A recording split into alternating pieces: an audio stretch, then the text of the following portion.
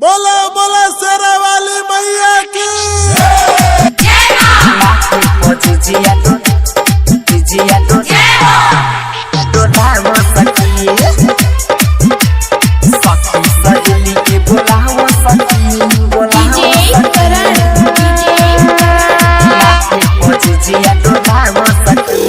सखी सहेली के बोलाओ सखी बोलाओ सखी माथे पजिया डोलाओ सखी सखी सहेली के बोलाओ सखी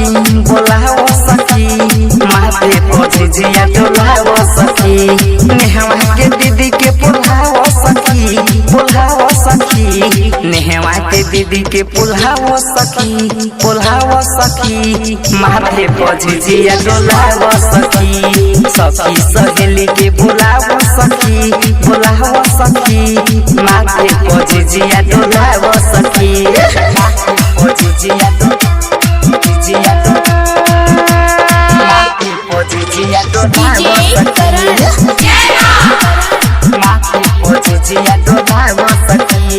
दक्षिण टोला चल डहिनी के गडिया रे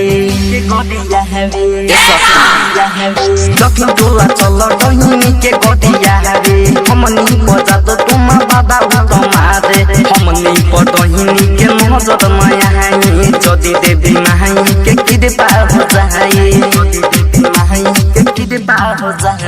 नेहवा के दीदी के पुल्हाओ सखी माथे पजिया डोलाओ सखी सखी सहेली के बुलाओ सखी माथे पजिया डोलाओ सखी माथे पजिया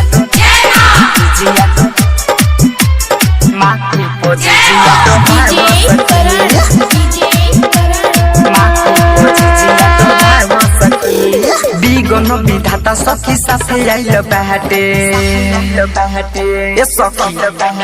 बिगन विधाता सखी साथे आइल बाटे माई के ध्यान भगत कइले बाटे प्रीतम पद बेस के दुख सबे हरी माई के ध्यान जति उनका पपरी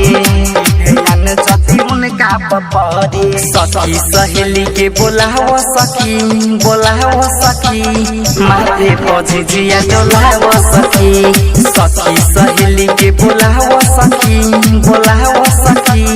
माथे पजिया डोलाओ सखी नेहवा के दीदी के बोलाओ सखी नेहवा के दीदी के बोलाओ सखी